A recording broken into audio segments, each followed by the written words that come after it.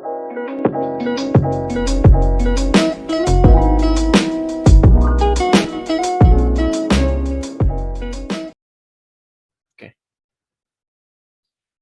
bismillahirrahmanirrahim.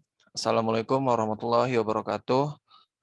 Kami dari kelompok 10 dari Universitas Dharma Persada, program Studi Teknologi Informasi, akan menyampaikan mengenai suatu topik pembahasan yang berjudul Manajemen Proyek Perangkat Lunak atau disingkat MPL. Pada pokok pembahasan yang akan kami bahas ada 3 pokok pembahasan. Yang pertama adalah konsep RPL. Di sini kami akan menjelaskan apa itu RPL dan bagaimana cara kerjanya.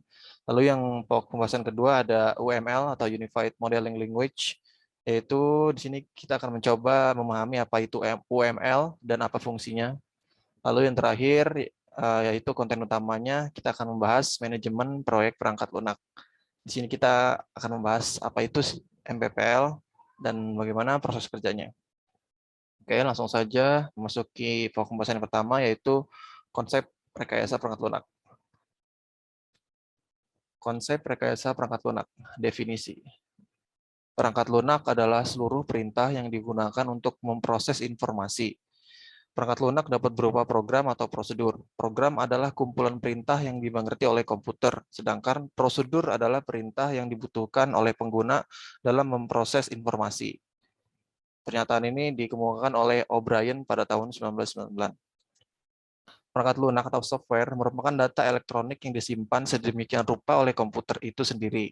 Data yang disimpan ini dapat berupa program atau instruksi yang akan dijalankan oleh perintah maupun catatan-catatan yang diperlukan oleh komputer untuk menjalankan perintah yang dijalankannya. Tujuan dari rekayasa perangkat lunak itu sendiri adalah yang pertama, memperoleh biaya produksi perangkat lunak yang rendah. Lalu yang kedua, bisa menghasilkan perangkat lunak atau software yang kinerjanya tinggi, andal, dan tepat waktu. Lalu tujuan yang ketiga adalah dapat menghasilkan perangkat lunak yang dapat bekerja pada berbagai jenis platform. Lalu tujuan yang terakhir adalah dapat menghasilkan perangkat lunak yang biaya perawatannya atau maintenance-nya rendah. Lalu elemen-elemen kunci pada RPL ini adalah yang pertama, metode atau how to yang bersifat teknis, meliputi bidang-bidang perencanaan proyek, estimasi, analisis persyaratan, perancangan, coding, pengujian, dan pemeliharaan. Tools, memberikan dukungan atau automasi bagi metode dikenal dengan CAS. Lalu elemen kunci yang terakhir adalah prosedur, yaitu mengintegrasikan metode dan tool untuk mendefinisikan kapan suatu metode akan digunakan, hasil yang diharapkan. Pengendalian untuk menjamin kualitas hasil, dan milestone yang dapat digunakan untuk mengevaluasi kemajuan. Lalu ruang lingkup RPL dapat dijelaskan pada gambar seperti yang ditampilkan, yaitu ada software requirement, software design, lalu software construction, lalu ada software testing, ada proses, ada software quality dari software-nya, lalu ada tools atau alat yang digunakan dan metodenya, lalu ada manajemennya dan konfigurasi manajemen. Lalu metode-metode pengembangan dalam RPL, itu ada beberapa. Yang pertama ada siklus klasik atau model air terjun, atau yang bisa disebut waterfall. Bisa dilihat seperti gambar di bawah ini, prosesnya dimulai dari analisis, desain, kode, testing, dan maintenance. Lalu yang kedua ada metode pengembangan dalam RPL, yaitu prototyping. Bisa dilihat prosesnya atau alur kerjanya seperti gambar yang ditampilkan. Lalu yang terakhir ada model spiral, bisa dilihat seperti gambar yang ditampilkan.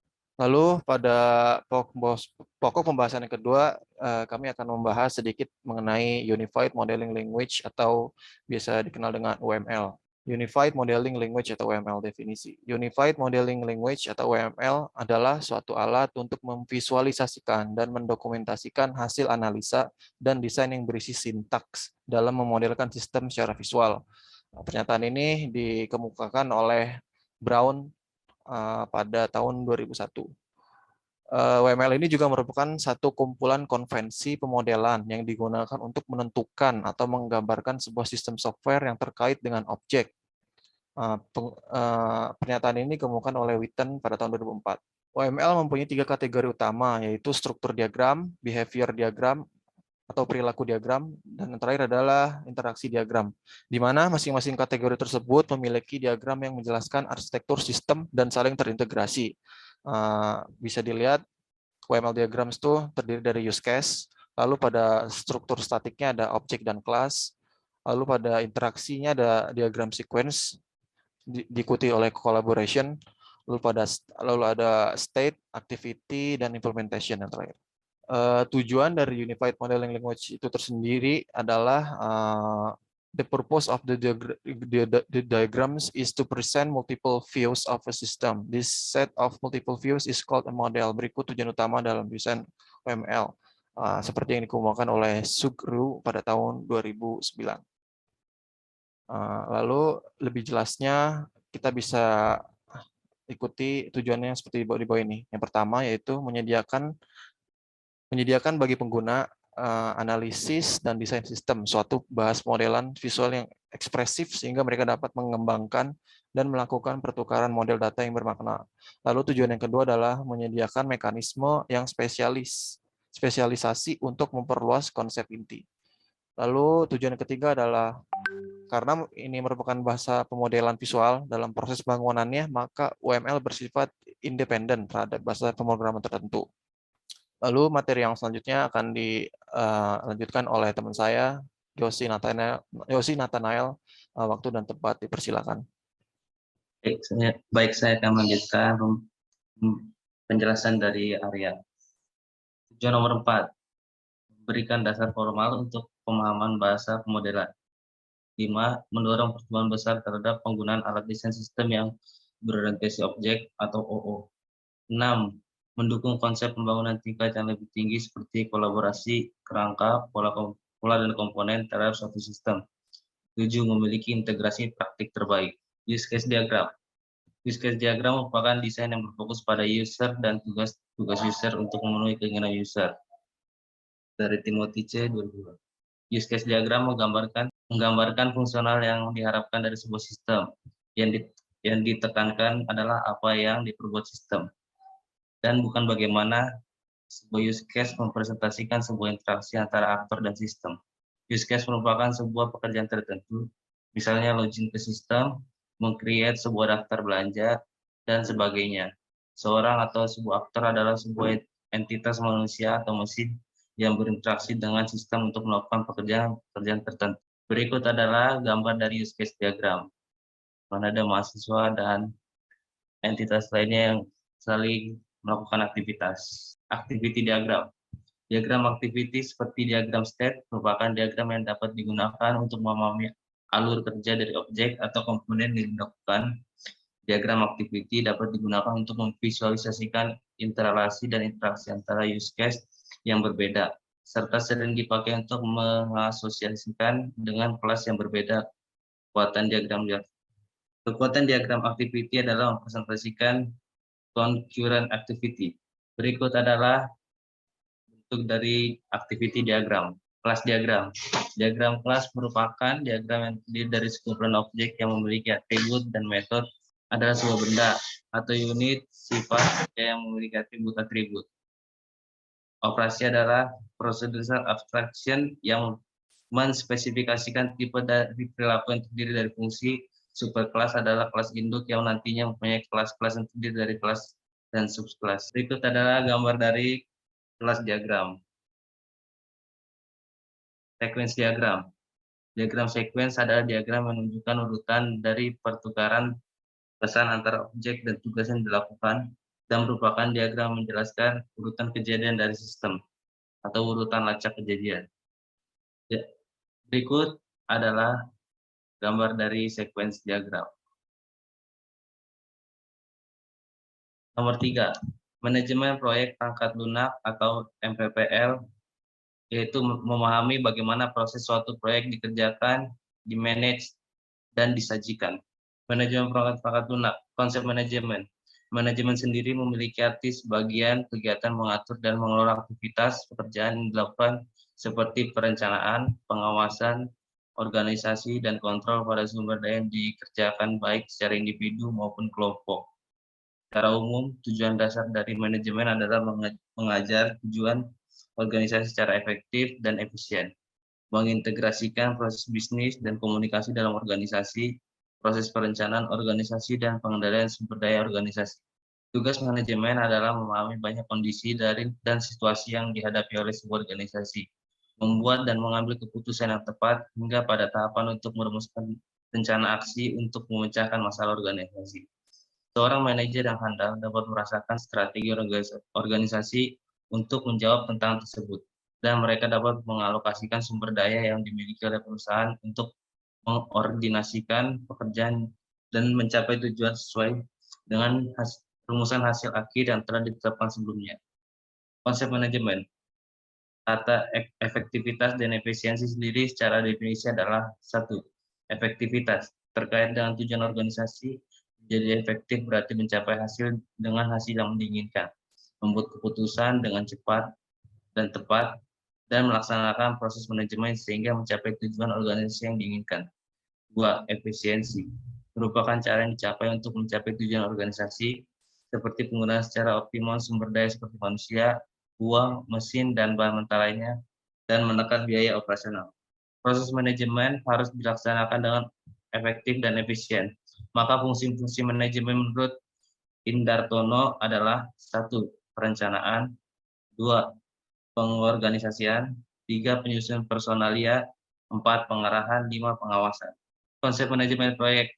Secara umum, manajemen proyek adalah mengaplikasikan pengetahuan, keterampilan, peralatan, dan teknik untuk kegiatan proyek dalam memenuhi persyaratan proyek. The Project Management Institute. Pengelola proyek tidak hanya harus berusaha untuk mengenalkan ruang lingkup yang spesifik, waktu, biaya, dan kualitas proyek, tetapi mereka juga harus memfasilitasi semua kebutuhan melalui komunikasi antara orang dan pihak atau stakeholder yang terlibat dalam proyek. Proyek adalah usaha sementara dalam mengerjakan sesuatu untuk mencapai atau menyelesaikan tujuan yang unik. Proyek biasanya melibatkan beberapa orang yang bekerja dalam aktivitas yang saling berhubungan. Dalam bagian ini akan dibahas tentang manajemen proyek perangkat lunak dan juga kelayakan proyek perangkat lunak. Berikut adalah gambar dari konsep manajemen proyek. Bisa dilihat seperti gambar. Selanjutnya akan dilanjutkan oleh Alif Reza.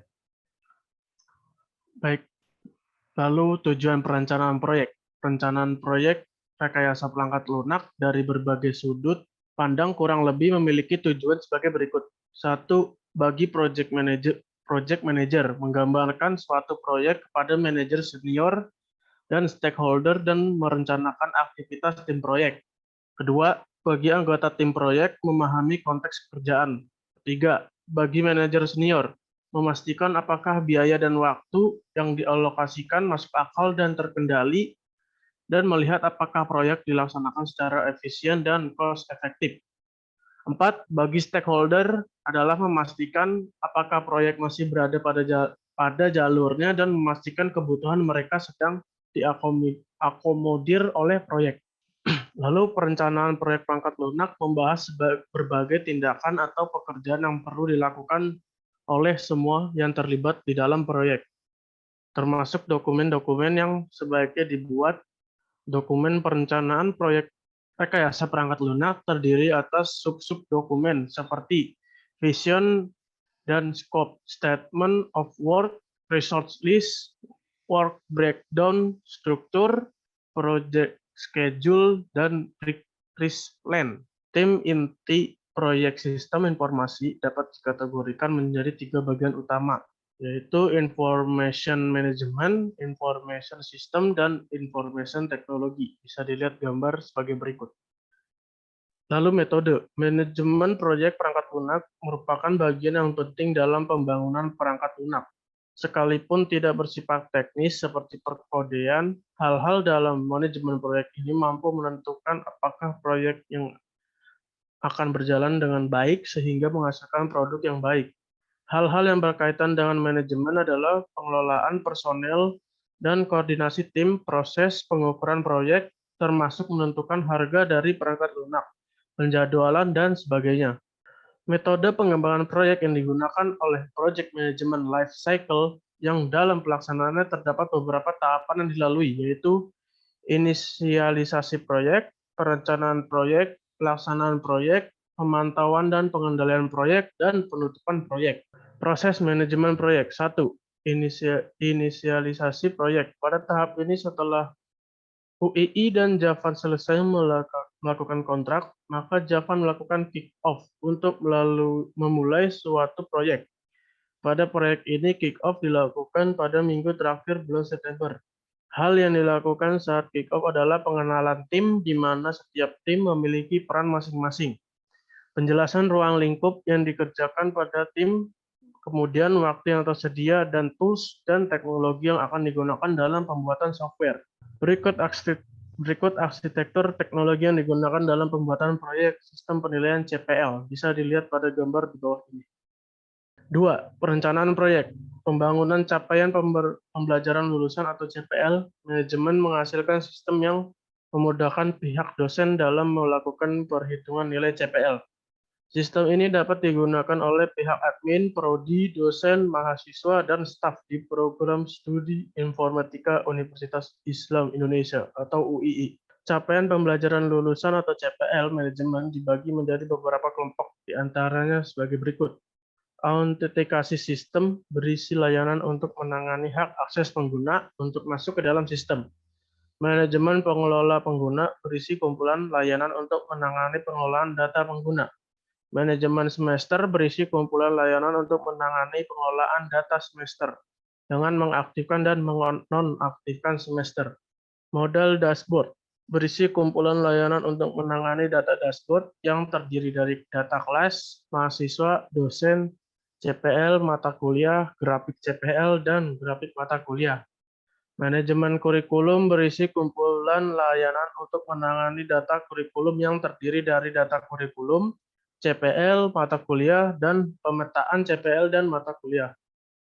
Manajemen kelas berisi kumpulan layanan untuk menangani data kelas yang terdiri dari data kelas, jadwal kelas, dan riwayat kelas. Manajemen nilai berisi dari kumpulan layanan untuk menangani data nilai yang terdiri dari data nilai mahasiswa, nilai kumulatif, dan nilai semester, dan riwayat nilai. Timeline merupakan salah satu perencanaan proyek yang penting untuk menentukan kesuksesan agar proyek bisa selesai dengan tepat waktu. Tabel 2 adalah timeline jadwal proyek pengembangan sistem penilaian CPL. Bisa dilihat tabel berikut.